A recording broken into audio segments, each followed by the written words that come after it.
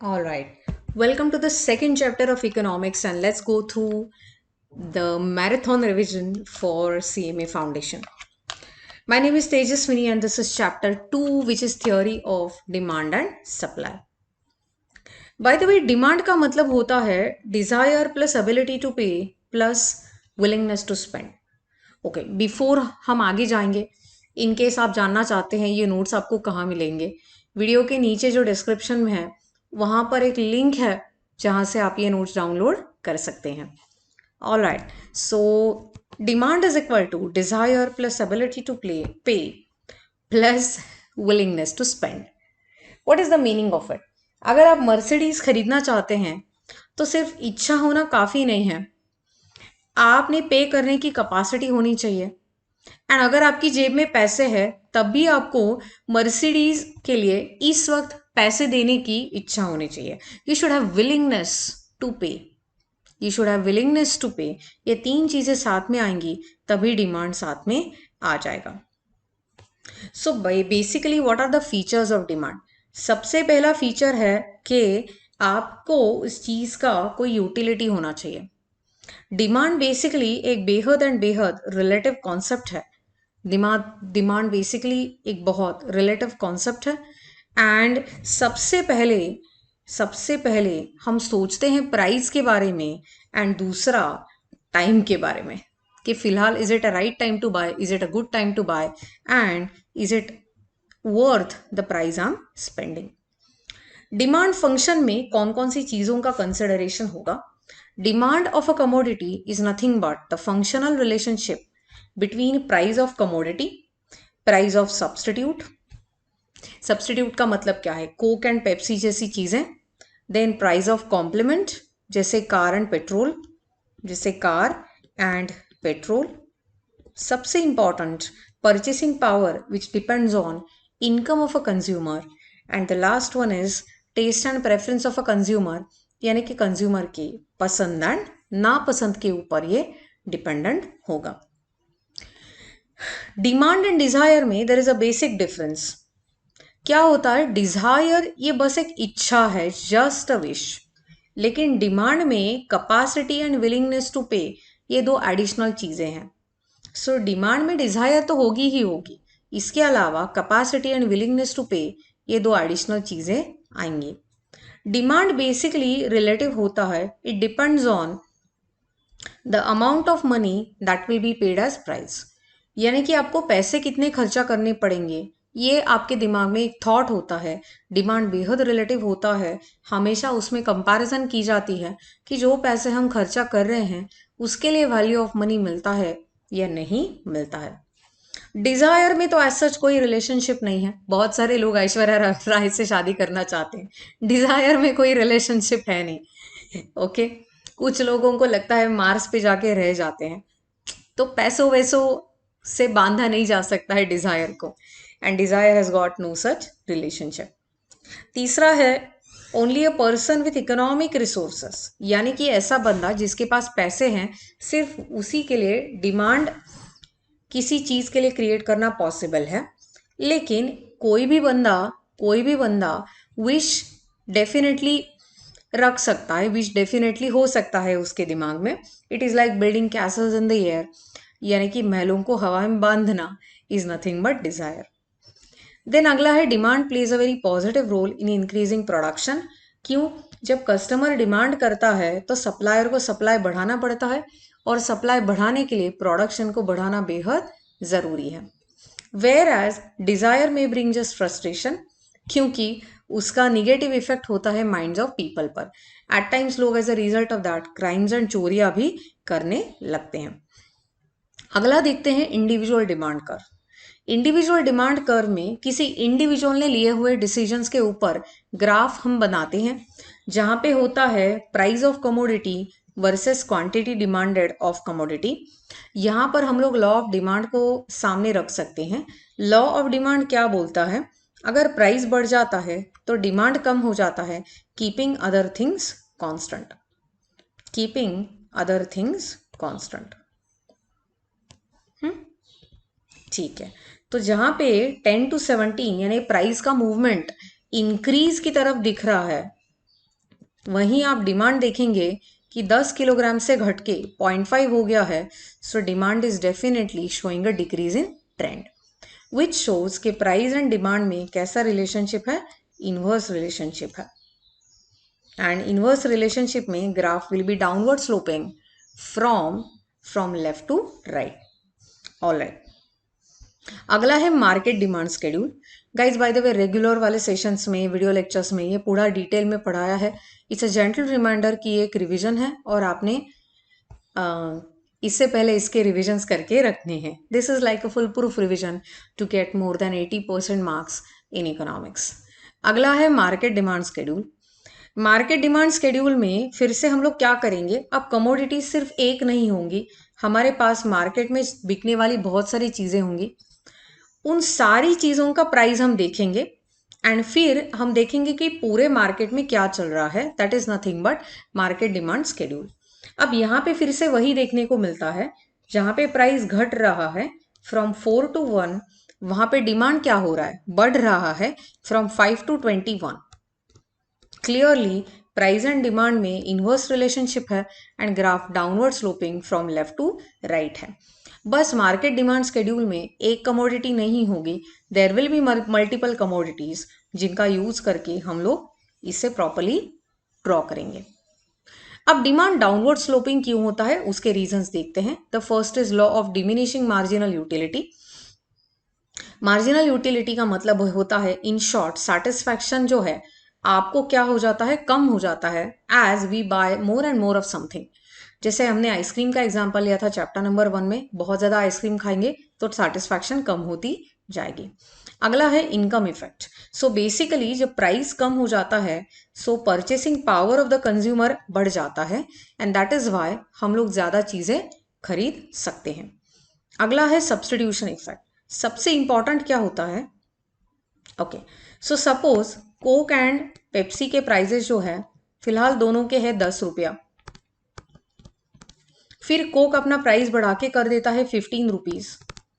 अब 15 की कंपैरिजन आप 10 से करेंगे तो आप क्या बोलेंगे, सब्स्टिट्यूट्स क्या हो गए हैं, चीपर हो गए हैं, और इसीलिए हम लोग क्या करेंगे, कोक को बाय करना बंद ही करेंगे और उसके जगह पेप्सी को बाय करना स्टार्ट करेंगे।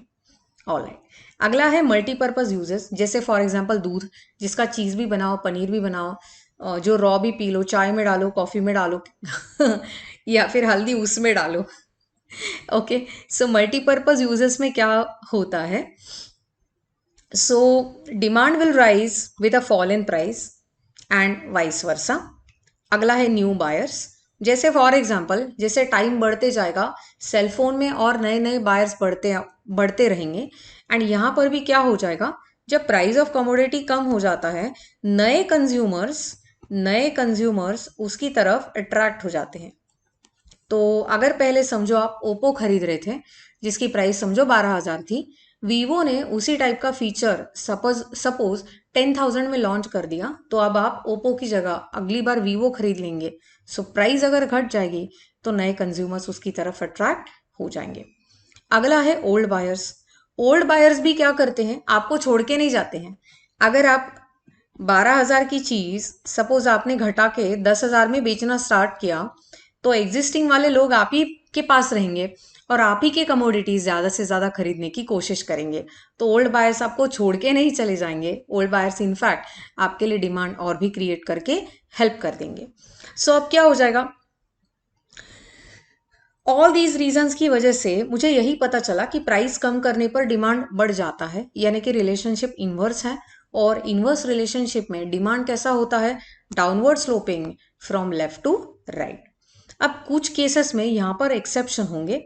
मतलब क्या, कभी कभी फ्यूचर एक्सपेक्टेशंस की वजह से क्या होता है, अगर मुझे ऐसा लगता है कि फिलहाल प्राइस बढ़ रहा है लेकिन फ्यूचर में 50 रुपए से बढ़ के 200 हो जाएगा, तो मैं क्या करूंगी, फिलहाल में ही चीजें ज्यादा खरीद के रखूंगी।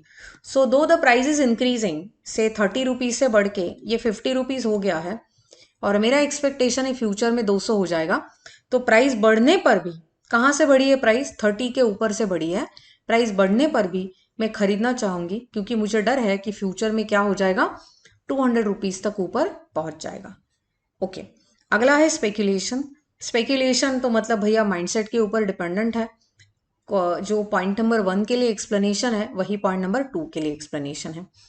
अगला है कमोडिटीज हैविंग स्टेटस सिंबल्स। समझ लो डायमंड की बात करो, डायमंड का क्या है, जितना कॉस्टली डायमंड उतना बड़ा स्टेटस। वैसे ये झूठ है वैसे ये झूठ है, लेकिन जितना कॉस्टली डायमंड उतना बड़ा स्टेटस, जितनी कॉस्टली गाड़ी उतना बड़ा स्टेटस, वगैरह वगैरह चीजें हमें देखने को मिल जाती है।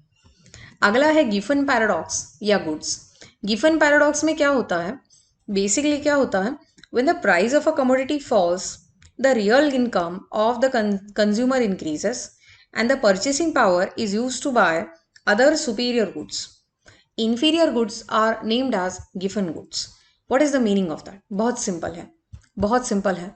अभी बेसिकली क्या होता है गाइस, समझ लो 10 रुपए का एक मीडियम क्वालिटी का ब्रेड मिलता था एंड सुपीरियर क्वालिटी का जो ब्रेड है वो 30 रुपए में मिल रहा है, वो 30 रुपए में मिल रहा है। अब क्या होता है, प्राइस ऑफ कमोडिटी दोनों का फॉल हो गया। सो ब्रेड का हो गया 8 रुपया एंड सुपीरियर वाले का घट के एकदम हो जाता है 15 रुपीज। तो 30 का 15 होने की वजह से it's very much affordable to us. और इसीलिए बंदा क्या सोचेगा, यार 8 रुपए का ब्रेड नहीं खाता, मैं सुपीरियर क्वालिटी का ब्रेड खाऊंगा, इट्स ओके। पहले 30 था तो बियॉन्ड रीच था, अब तो 15 हो गया है, is going to be very helpful. तो मैं अब क्या करूंगा, दो इस केस में प्राइस ड्रॉप हो गया है 10 से घट के 8, डिमांड बढ़ेगा नहीं, डिमांड भी कम हो जाएगा, क्योंकि मैंने क्या किया है, स्विच किया है। स्विच कैसे किया, मेरा अफोर्डेबिलिटी बढ़ गया। कैसे बढ़ गया, प्राइस कम हो गया, डिफ्लेशन आ गया, मेरी जेब में पैसे बच गए। कैसे ये काम करता है, ये मनी बैंकिंग में पूरा डिटेल में रेगुलर में कर चुके हैं। आप अगर चाहें तो वहां पे जाके वहां पे वीडियो लेक्चर्स एक बार देख सकते हैं। अगला है फियर ऑफ शॉर्टेज। कल को मुझे लगेगा भैया कल ये ना चीज मिलेगी ही नहीं, तो आज अगर प्राइस बढ़ता है तभी मैं खरीद के रखूंगी। डेफिनेटली डर जो है उसकी वजह से मैं आज ही खरीद रखूंगी। अगला है एडवर्टीजमेंट इफेक्ट। इतना ज्यादा एडवर्टीजमेंट करेंगे कि लोगों को लगने लगेगा कि भैया इस प्रोडक्ट के आगे तो लाइफ ही नहीं है। फॉर एग्जाम्पल आईफोन्स, जहाँ पे जो लोग सिर्फ सेल्फीज लेने के लिए और कॉलिंग करने के लिए आईफोन्स यूज करते हैं उनके लिए तो ठीक है, लेकिन अगर आप कोई सीरियस काम करना चाहते हैं, इसके ऊपर एप्लीकेशंस रन करना चाहते हैं, कहीं कुछ वीडियो एडिटिंग का वगैरह काम है, तो मैकिन्टॉश वाला प्लेटफॉर्म बेहद तकलीफदायक होता है। अगला है हैबिचुअल गुड्स। अगर आप कहीं पे एडिक्ट्स हैं तो टोबैको सिगरेट जैसी चीज़ें हैं, इनके प्राइजेस भी अगर बढ़ जाते हैं तब भी you will continue to buy, तो प्राइजेस का असर नहीं होगा। The next one is ignorance. कभी कभी लोगों को पता ही नहीं होता है कि प्राइस जो है वो नीचे गिर रहा है। People are not aware of it and they do not buy any more. तो यहाँ पे क्या होता है, कस्टमर्स को पता नहीं होता है। मार्केट तो एक पर्टिकुलर डायरेक्शन में चल रहा है, लेकिन कस्टमर्स आर नॉट अवेयर कि market in which direction the market is actually progressing, and that is out of the ignorance customers are not paying attention to law of demand. Next is quality. Quality का मतलब क्या होता है, कभी कभी क्या होता है कि प्राइजेस इसलिए हाई होते हैं कि क्योंकि सप्लायर जो है वो क्वालिटी बहुत अच्छी दे रहा है, वो क्वालिटी बहुत अच्छी दे रहा है, और इसीलिए कस्टमर्स रेडी भी है एक्स्ट्रा प्राइस पे करने के लिए। So quality will definitely make sure that you are paid more for your product.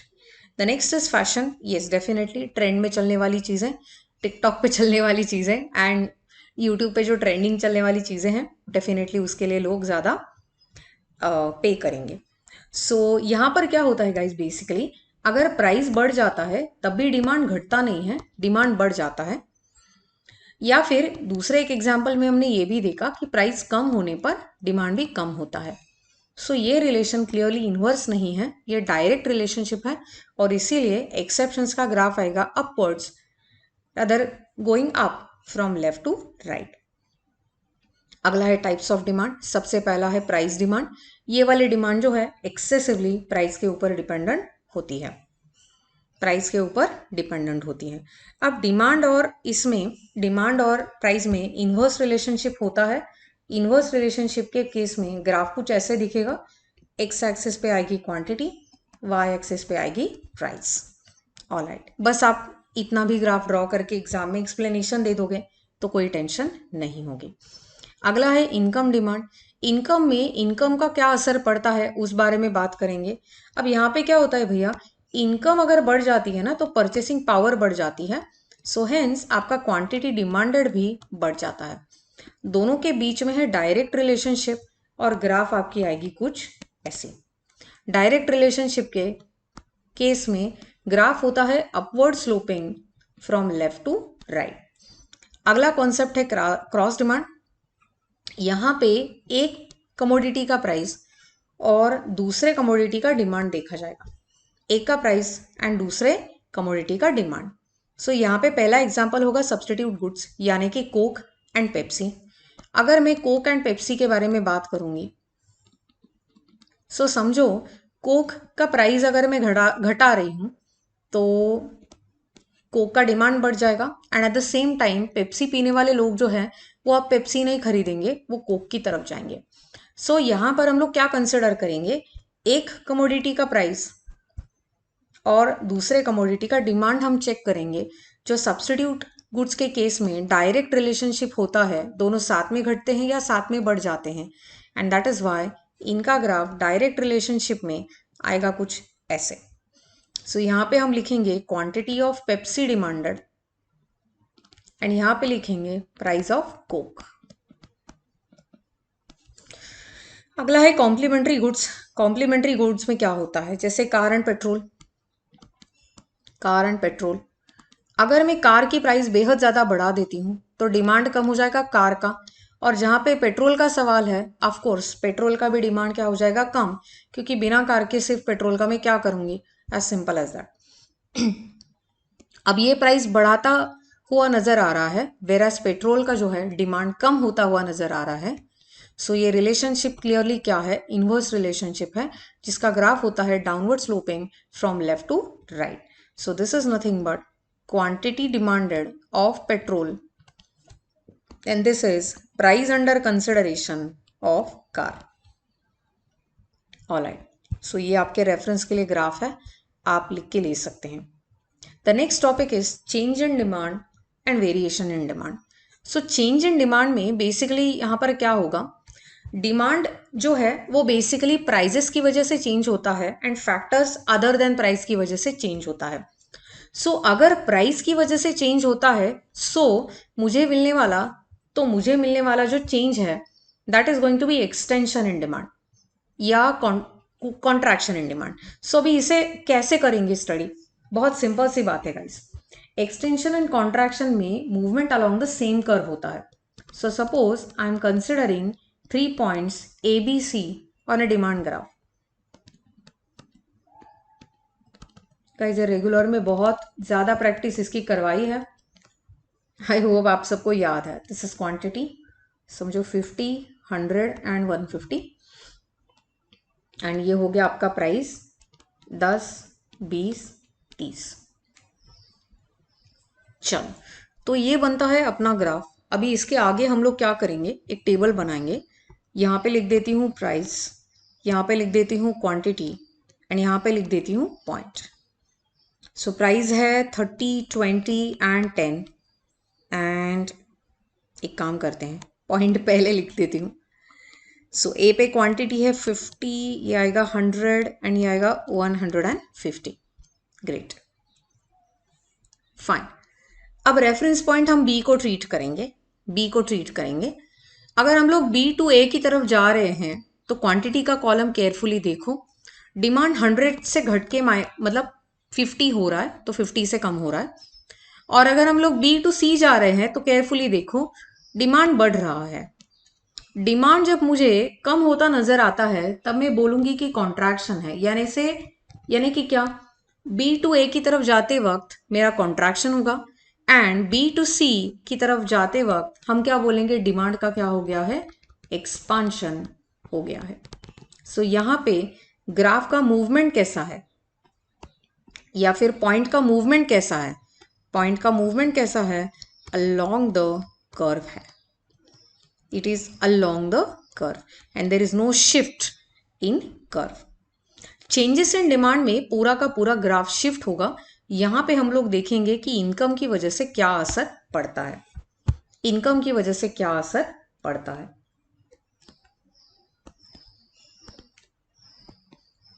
समझ लो ये मेरा डिमांड का ग्राफ है एंड मैं इस वक्त पॉइंट बी में हूँ and this is my quantity and this is price.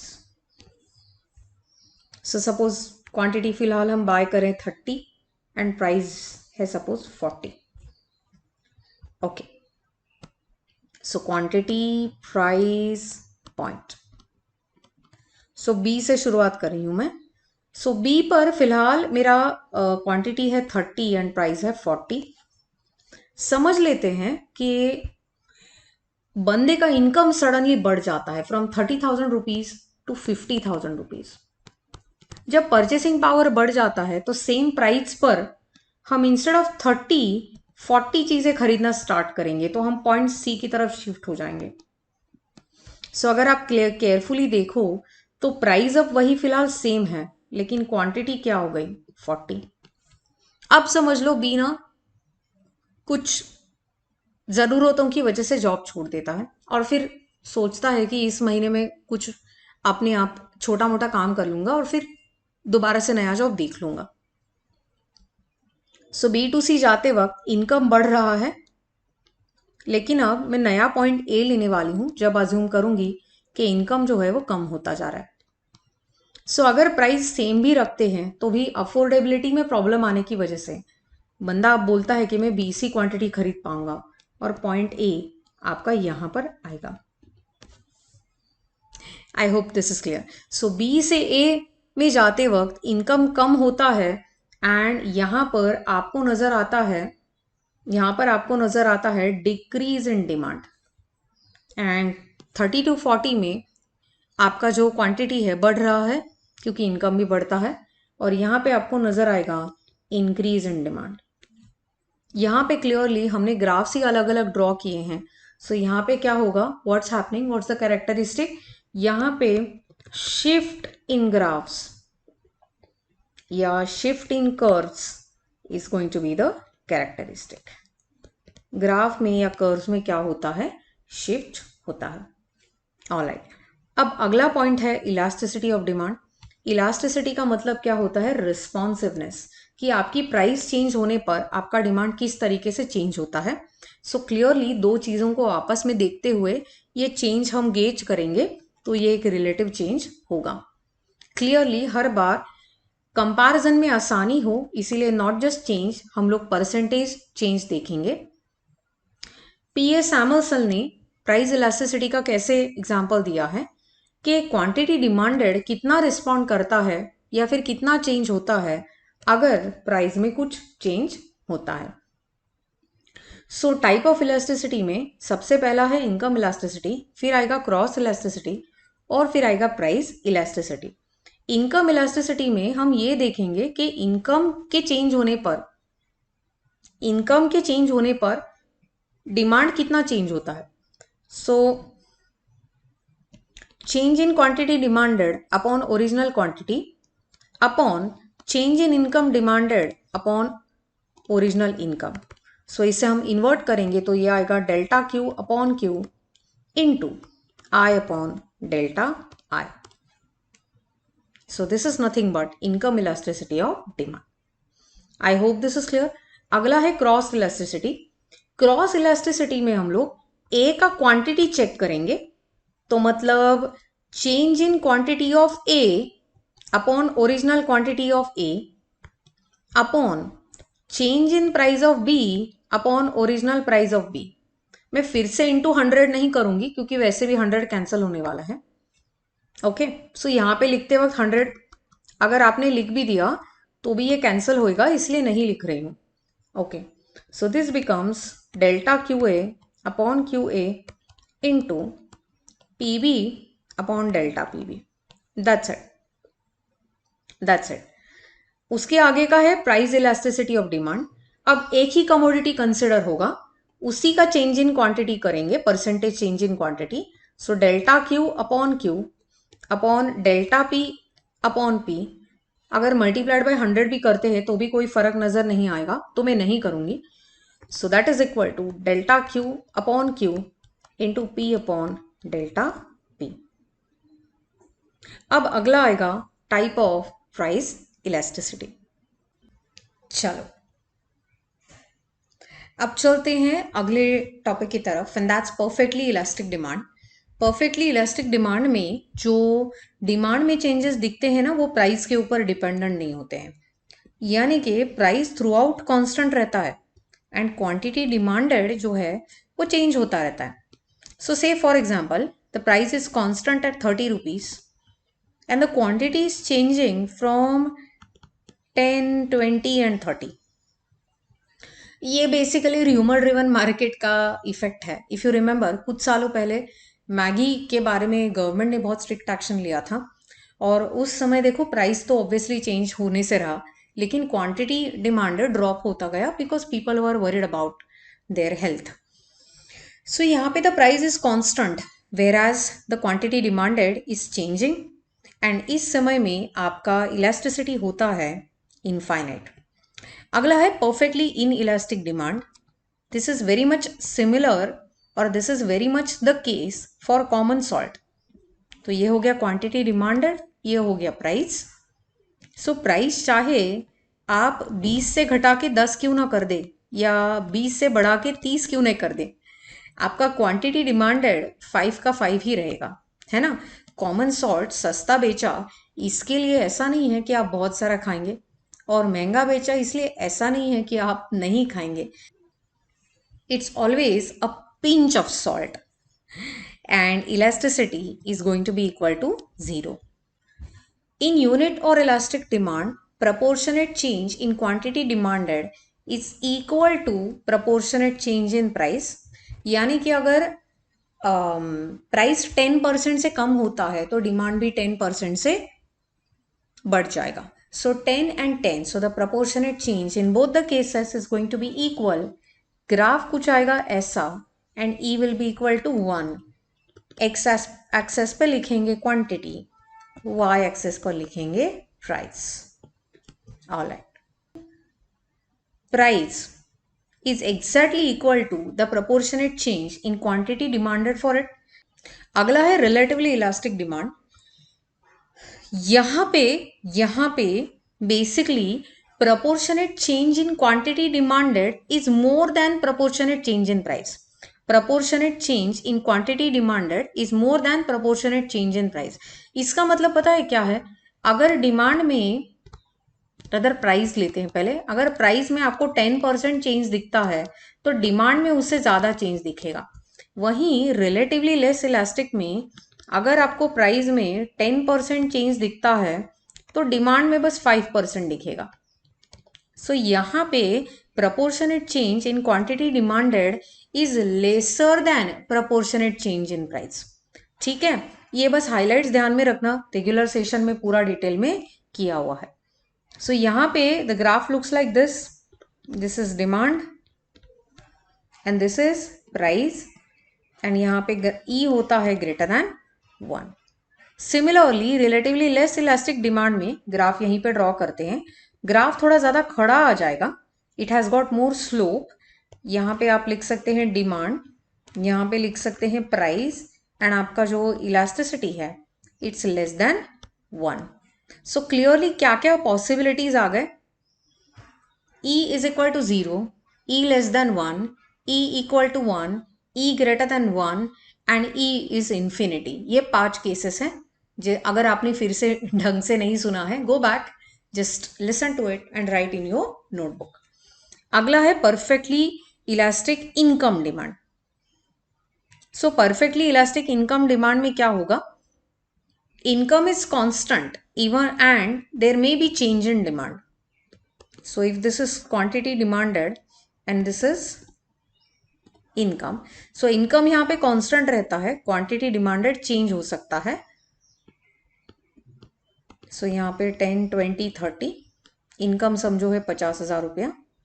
So यहाँ पे क्या होता है? परफेक्टली इलास्टिक इनकम डिमांड है, इनकम इज कांस्टेंट लेकिन डिमांड में आपको चेंज नजर आ रहा है। सो परफेक्टली इलास्टिक में ई हमेशा होता है इन्फिनिटी। सो यहाँ पे क्या है?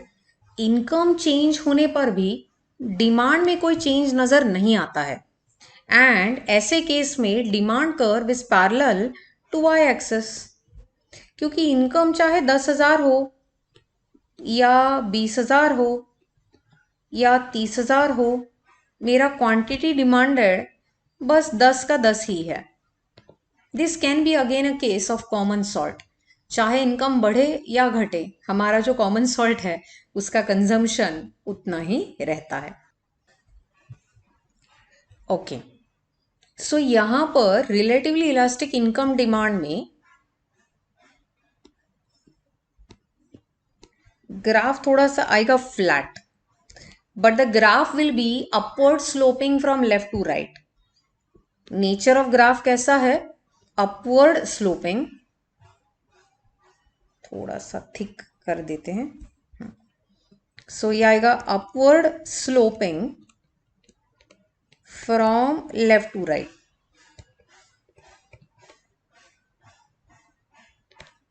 सो ये आ गया क्वांटिटी डिमांडेड, ये आ गया आपका income. Upward sloping left to right क्यों? क्योंकि the relationship is positive. Income बढ़ने पर डिमांड भी बढ़ता है. ओके, सो यहां पे आपका elasticity will be greater than 1. Relatively in elastic demand में क्या होता है? प्रपोर्शनेट चेंज इन इनकम जो है, समझो 10% है. सो दिस इज इनकम में हुआ चेंज, तो 5% आपके डिमांड में होने वाला है चेंज. ठीक है, अभी भी रिलेशनशिप पॉजिटिव ही है, लेकिन ग्राफ यहां पे आएगा थोड़ा सा खड़ा. ग्राफ आएगा थोड़ा सा खड़ा. यहां पे this is quantity demanded and this is income. Quantity demanded and that is income. Alright, यहां पे आपका ई आएगा less than 1. Next is unitary elastic demand. Unitary elastic demand में proportionate change in demand is equal to proportionate change. Okay, so unitary elastic demand में proportionate change in demand is equal to proportionate change in income. तो अगर income 10% से affect होती है तो demand भी हो जाएगा 10% से affect. And the demand curve is again upwards, going upwards from left to right, क्योंकि रिलेशनशिप कैसा है? डायरेक्ट है. इनकम बढ़ेगा तो डिमांड भी बढ़ जाएगा. ऑलराइट, सो यहां पे E will be exactly equal to 1. This is quantity and this is income. Now methods of measurement of elasticity of demand.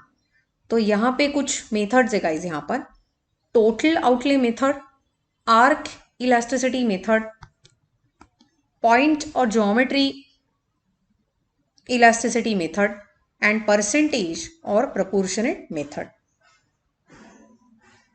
सबसे पहला है परसेंटेज मेथड, जो हमने ऑलरेडी सीखा हुआ है.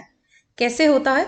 Percentage change in quantity demanded, यानी delta Q upon original Q into 100 कर सकते हैं आप, upon percentage change in price, यानी कि change in price delta P upon original price which is P, into करेंगे 100.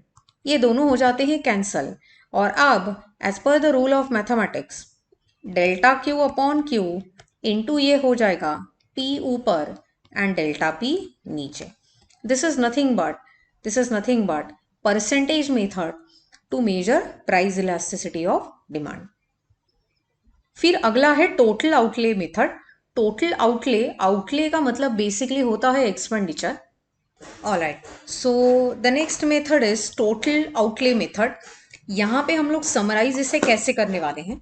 देर आर 3 कैटेगरीज जहां पे we will have E greater than 1,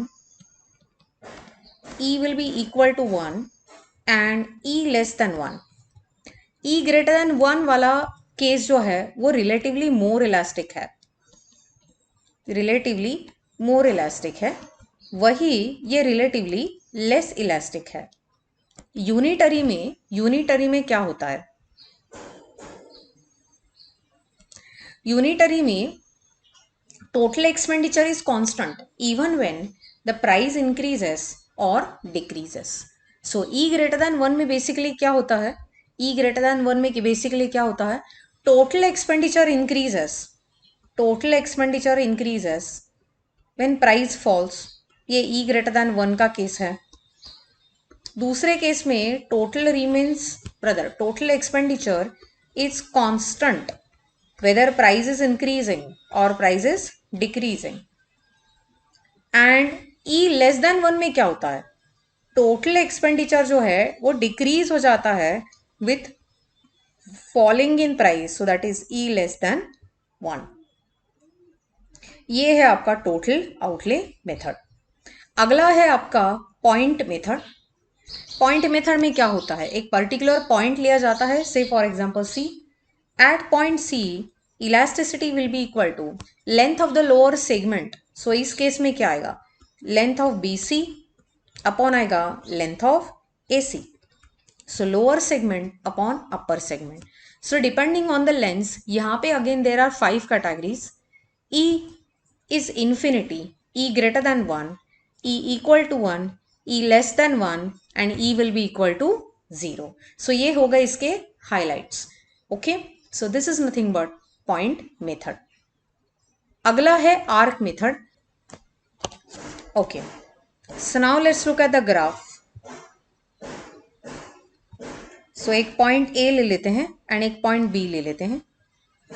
At B, quantity is suppose 2000 and the price is 1 rupee. At A, quantity is suppose 1000 and the price is 2. So A वाली situation को हम बोल सकते हैं P1 Q1 and B वाली situation को बोल सकते हैं P2 Q2. अब इलास्टिसिटी डिफाइन कैसे करेंगे, elasticity will be equal to Q2 minus Q1 यानी डिफरेंस इन क्वांटिटी अपॉन दोनों का addition divided by P2 minus P1 upon दोनों का एडिशन। अब फाइनल आंसर हम कैसे लिखेंगे, दैट लुक्स लाइक, यहां लिख देती हूं,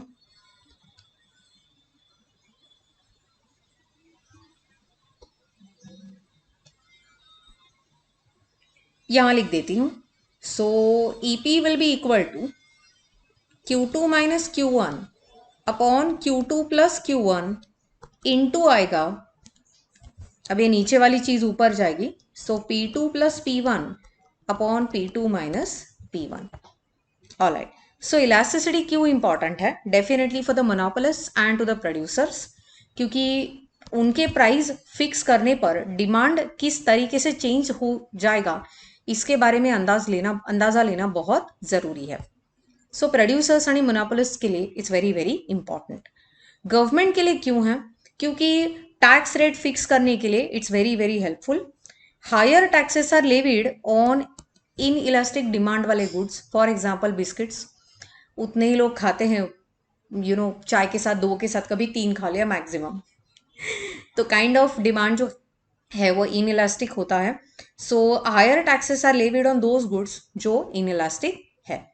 also higher taxes are levied on smoke, say for example cigarettes and alcohol. Trade unions के लिए क्यों होता है, ट्रेड यूनियंस के लिए भी कैसा होता है, ट्रेड यूनियन उस इंडस्ट्री में अगर काम करते हैं जहां पे डिमांड इन इलास्टिक है तो वो लोग भी हायर वेज रेट मांग लेते हैं। The next is international trade. अगर आप किसी ऐसे चीज का एक्सपोर्ट करते हो जिसका डिमांड इन इलास्टिक है, यानी कि इररिस्पेक्टिव ऑफ प्राइस लोग खरीदने ही वाले हैं, तब आप डेफिनेटली स्ट्रॉन्गर पोजीशन में हैं, आप हायर प्राइस डिमांड कर सकते हैं। The next is public utility services. अब यहाँ पे रेलवेज जैसी जो चीजें हैं they are used by people irrespective of the prices anybody is offering. इसीलिए यहाँ पे गवर्नमेंट अब प्राइजेस बढ़ाने पर फोकस नहीं करती, यहाँ पे गवर्नमेंट प्राइजेस घटाने पर फोकस करती है। सो that is nothing but the importance of public utility services में प्राइस इलास्टिसिटी का स्टडी करना। प्राइस इलास्टिसिटी डिपेंड करता है कुछ चीजों पर, जैसे नेचर ऑफ कमोडिटी पर, कंफर्ट या लग्जूरियस गुड्स के केस में और नेसेसिटी के केस में डिमांड और रदर प्राइस इलास्टिसिटी बेहद अलग अलग बिहेव करता है। सो कंफर्ट एंड लग्जूरियस गुड्स में डिमांड इलास्टिक होता है, वेयर एज नेसेसिटी गुड्स के लिए डिमांड इन इलास्टिक होता है। The next is durability. Durable goods का जो डिमांड है that is definitely going to be elastic, whereas perishable goods के लिए इन इलास्टिक. मल्टीपल यूजर्स, अगर ज़्यादा से ज़्यादा यूजेस है किसी भी चीज़ का, ज़्यादा से ज़्यादा किसी यूज़ है किसी भी चीज़ का, तो उसका डिमांड ज़्यादा इलास्टिक होता है. और अगर ऐसी कमोडिटी है जिसका सिर्फ सिंगल यूज़ है, ऐसी वाली जो कमोडिटी है उसका जो डिमांड है वो इन इलास्टिक होगा. The next is availability of substitutes. अगर बहुत ज़्यादा सब्सटीट्यूट्स अवेलेबल है तो definitely customers have multiple options and उस समय में कमोडिटी का जो डिमांड है वो बेहद इलास्टिक होता है. वेयर एज अगर ऐसी कमोडिटी है जहाँ पे नो सब्सटीट्यूट्स आर अवेलेबल, तब उस समय डिमांड आपका इन इलास्टिक होगा. अगला है price of commodity will definitely affected. Why? Because clearly law of demand में वो चीज़ हम पढ़ चुके हैं. Price will definitely affect your demand. The next one is complementary goods. जो चीज़ें साथ में बढ़ जाती हैं यानी साथ में यूज होती हैं, वैसी चीज़ें एक दूसरे के साथ हमेशा रहती हैं. सो फॉर एग्जाम्पल, अगर पेट्रोल के प्राइसेस बढ़ जाते हैं, वहाँ पे क्लियरली फिर भी क्या हो जाएगा, जिन लोगों के पास कार है वो लोग डेफिनेटली ऐसी चीज़ को खरीदेंगे. सो यहाँ पे क्या होगा, the demand will change only if price of both goods is rising और फॉलिंग टुगेदर. किसी एक के चेंज हो जाने की वजह से दूसरे के ऊपर यूजुअली असर नहीं पड़ता. The next one is habits. Habits definitely influence elasticity. अगला है income of consumer. Yes, that is nothing but purchasing power. Income बढ़ता है तो डेफिनेटली बंदा ज़्यादा चीज़ें खरीदता है. इनकम कम हो जाता है तो परचेसिंग पावर इन्वर्सली अफेक्ट होता है एंड आप कम चीज़ें खरीदने पर मजबूर हो जाते हो. The next is proportion of income spend.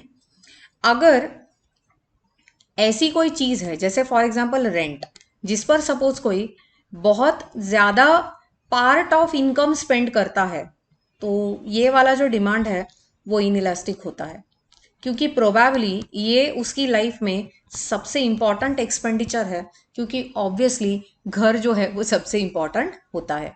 So if a person is spending a large amount of income on a particular commodity, उस केस में the demand is going to be always always inelastic. With that demand होता है खत्म, हम चलते हैं supply की तरफ. सप्लाई का मतलब क्या होता है, it is a commodity that is available for sale. ऐसी चीज जो डेफिनेटली क्या है, सेल के लिए अवेलेबल है. ऑलराइट, ये definitely time, place and price के ऊपर डिपेंडेंट होता है. स्टॉक और सप्लाई में जमीन आसमान का फर्क है. स्टॉक वो चीज है जो मैन्युफैक्चरिंग और स्टोर की गई है. सप्लाई जो है वो एक्चुअली सेल के लिए अवेलेबल है. तो जो सप्लाई है that can be less than और इक्वल टू स्टॉक. जैसे फॉर एग्जांपल 1000 चीज़ें स्टॉक में हैं, लेकिन उसमें से सिर्फ 800 चीज़ों का पैकेजिंग कंप्लीट हुआ है, तो इसका मतलब है सिर्फ 800 चीज़ें सप्लाई के रूप में अवेलेबल हैं. जो बचे हुए 200 यूनिट्स हैं वो अभी भी सिर्फ स्टॉक में हैं, उन पे कुछ दूसरी चीज़ों का प्रोसेसिंग होना ज़रूरी है. ऑलराइट, यूजुअली पेरिशेबल गुड्स को हम स्टॉक में नहीं रखते क्योंकि उनकी लाइफ बहुत कम होती है और नुकसान हो सकता है. So in case of perishable goods, stock will always be equal to supply. Alright, कभी कभी पुराना जो स्टॉक है वो भी नए स्टॉक के साथ हम लोग बेचने के लिए बेचने के लिए रिलीज करते हैं, and that's also okay. That's like one great strategy used by suppliers. Next is stock. Definitely production की वजह से डायरेक्टली अफेक्ट होता है, and stock is a function of production. It is fixed और इनइलास्टिक कॉन्सेप्ट. सप्लाई क्या होता है, supply is a function of stock, यानी प्रोडक्शन का जो है उसका असर स्टॉक पर पड़ता है और स्टॉक का असर सप्लाई पर पड़ता है. ये हमेशा क्या है, इलास्टिक या फिर फ्लो वाला कॉन्सेप्ट है. The next is individual demand curve. Since price बढ़ने पर सप्लाई बढ़ जाता है, there is always a direct relationship between these two. That is also nothing but the law of supply. Direct relationship के case में the graph is upward sloping from left to right. Market supply schedule में हम एक commodity को consider नहीं करेंगे, we will consider multiple commodities and supply schedule बनाएंगे, लेकिन फिर भी the graph is again going to be upward sloping from left to right. This is nothing but law of supply. Supply function में और क्या क्या चीजें आएंगी, सप्लाई फंक्शन में क्या क्या चीजों का असर पड़ता है, बेसिकली प्राइस का असर पड़ेगा। उस कमोडिटी को बनाने के लिए जो इनपुट्स लगते हैं, इनपुट्स क्या क्या लगते हैं, लेबर लगता है, रॉ मटेरियल लगता है, ओवरहेड्स लगते हैं। ओवरहेड्स क्या है वो कॉस्टिंग में सीखेंगे। ये सारी चीज़ें लगती हैं। टेक्नोलॉजी लगेगी, वेदर कंडीशन लगेगा एंड गवर्नमेंट पॉलिसीज लगेंगे। तो सप्लाई के ऊपर इन सारी चीज़ों का असर पड़ता है। लॉ ऑफ सप्लाई में कुछ एक्सेप्शंस भी है, लॉ ऑफ सप्लाई में कुछ एक्सेप्शंस भी हैं। जब सेलर को लगता है कि फ्यूचर में प्राइस और बढ़ने वाला है, फ्यूचर में प्राइस और बढ़ने वाला है, तब वो उन चीज़ों को आर्टिफिशियली होल्ड करके रखता है, यानी मार्केट में सेल के लिए रिलीज नहीं करता। आर्टिफिशियली क्रंच क्रिएट करता है, विच इज एक्चुअली इलीगल, लेकिन किया जाता है। Alright, the next one is rare goods. So rare goods के केस में the supply is going to remain fixed even if the price is changing. तो यहाँ पे supply is going to be inelastic in nature. The next is labor supply.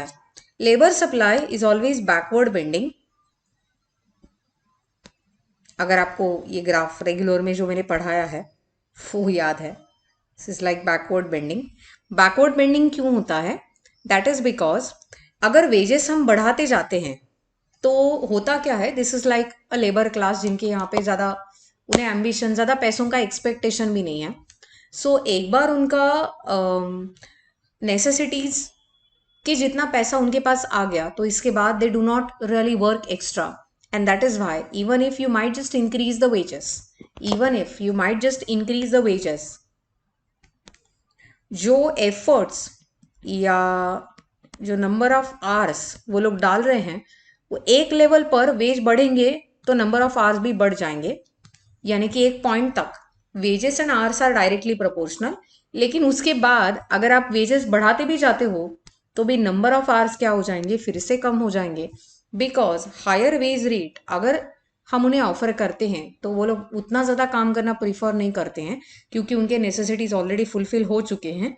They will rather prefer leisure या फिर rest. The next is future expectations. अगर future में price बढ़ने वाला है, होर्डिंग की जाती है, it's a repetition of point. अगला है नीड ऑफ कैश। अगर सेलर को किसी वजह से डेस्परेटली कैश की ज़रूरत है तो the seller will be ready to sell the commodities at whatever price is available even at a lower prices. अगला है एग्रीकल्चरल गुड्स।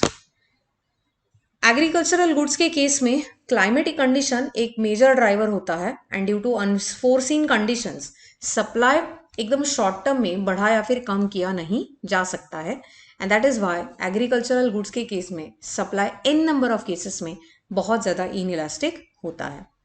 अब देखेंगे concept of elasticity, it's very very again the same.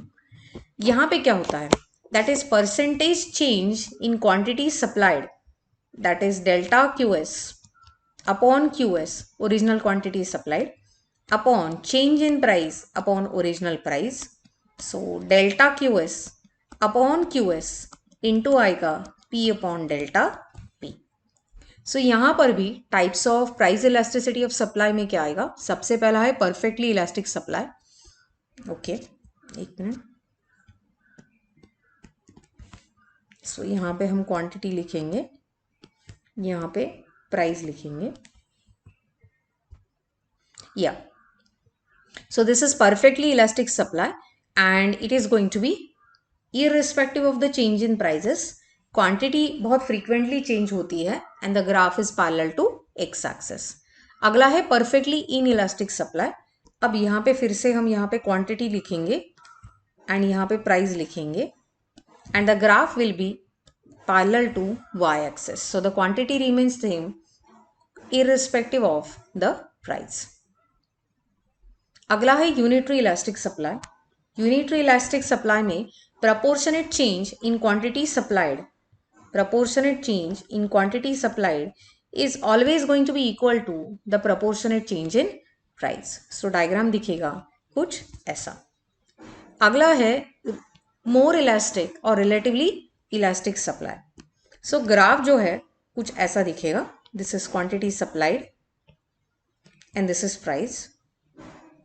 So graph ज़्यादा flat आएगा, this is like E greater than 1 and अगला बचता है ई less than 1, जहां पे ग्राफ उतना फ्लैट नहीं आएगा, थोड़ा सा खड़ा आ जाएगा. सो this is quantity supplied versus price. This is E less than 1. तो डिटर्मिनेंट्स क्या क्या है? सबसे इंपॉर्टेंट है नेचर ऑफ कमोडिटी.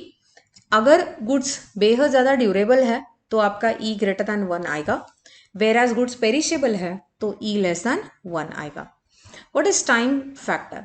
अगर ऐसी कोई कमोडिटी है जिसे बनाने के लिए ज़्यादा टाइम लगता है तो उस केस में elasticity of supply will be greater than 1, और अगर कम टाइम लगता है तो elasticity of supply is less than 1. अगला है अवेलेबिलिटी ऑफ मोर फैसिलिटीज. जैसे रास्ते अच्छे हैं, इंफ्रास्ट्रक्चरल फैसिलिटी अच्छी है, गवर्नमेंट ने बहुत सारे सब्सिडीज दे रखे हैं. So if you have very good facilities, more facilities are available, तो आपका E will be greater than 1, and lesser facilities के केस में E will be smaller than 1. अगला है cost of production. Cost of production में क्या होता है? अगर कॉस्ट ऑफ प्रोडक्शन ज्यादा होगा तो इलास्टिसिटी ऑफ सप्लाई क्या होगा? कम होगा. एंड अगर उल्टा है तो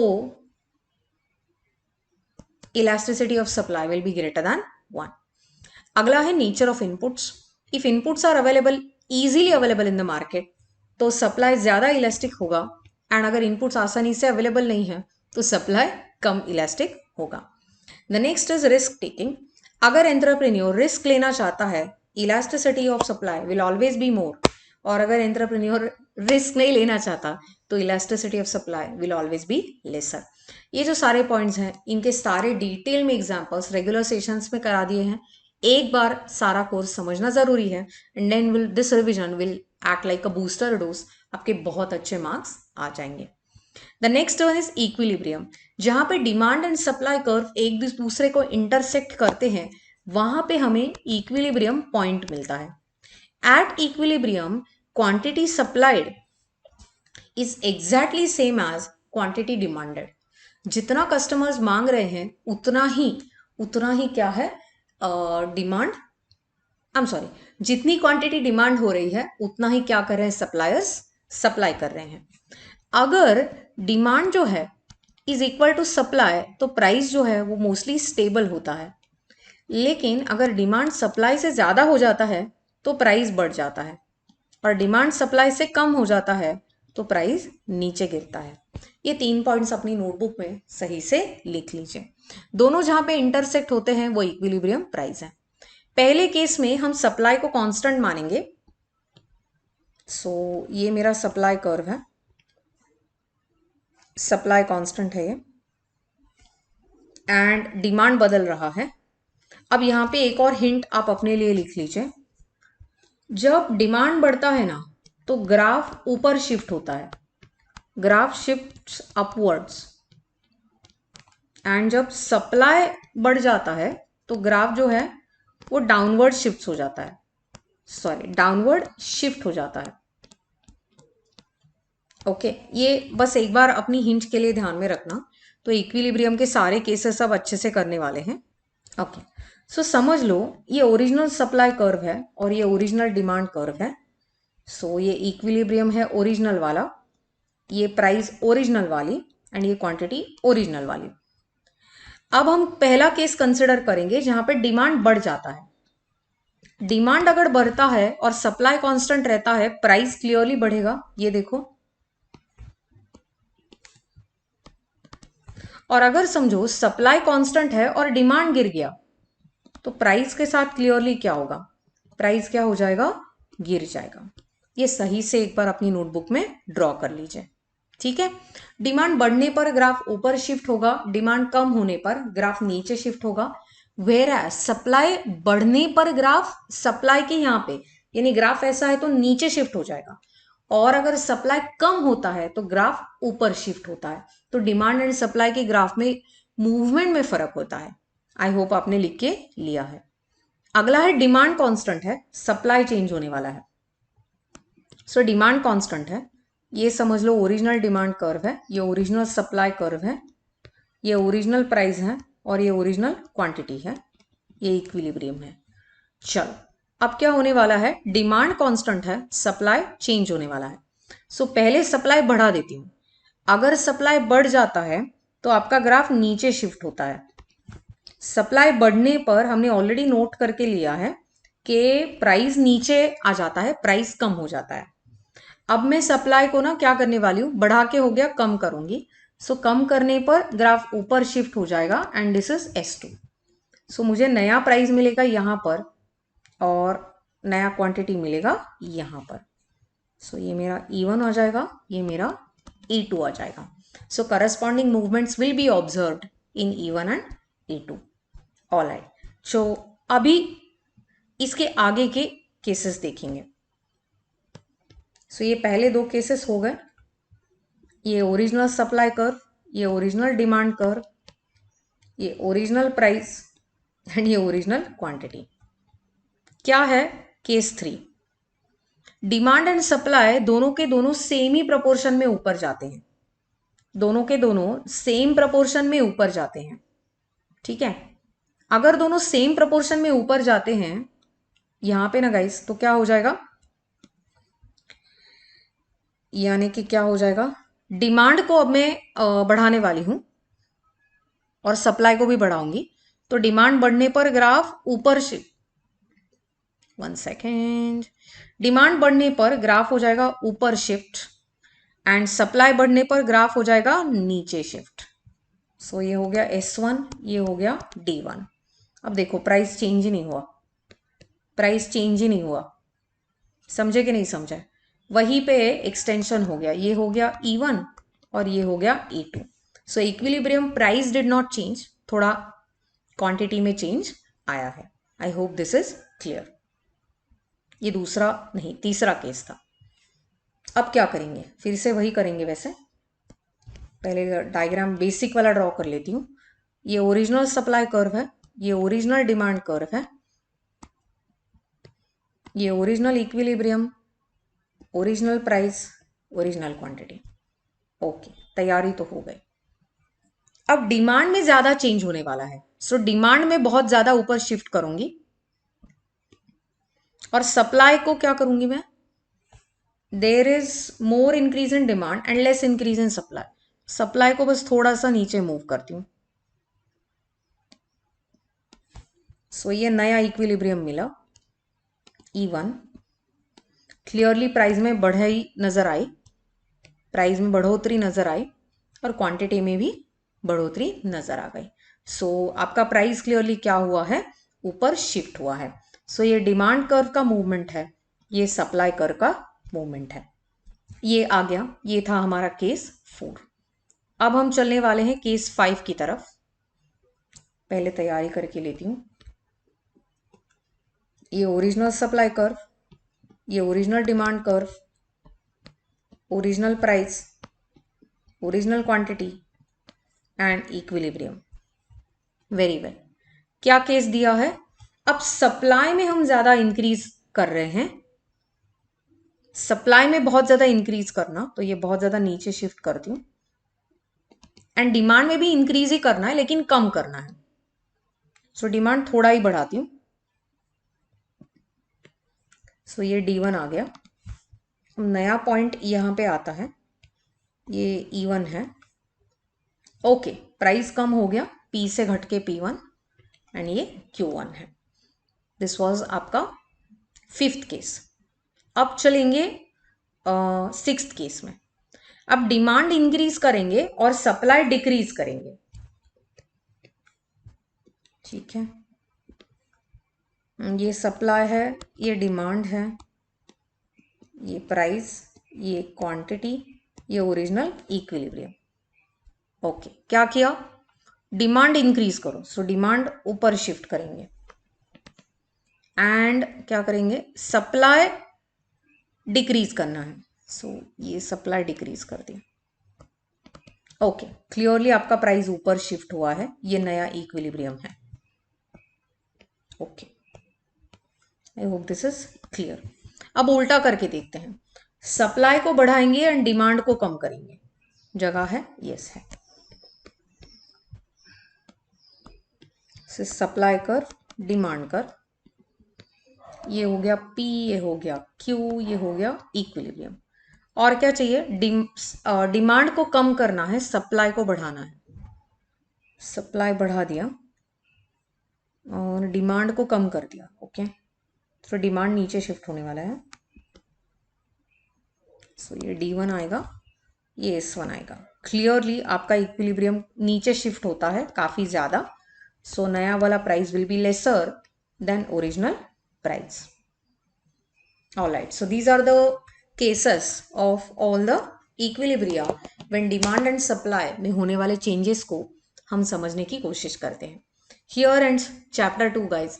अगले सेशन में मिलूंगी for chapter number 3.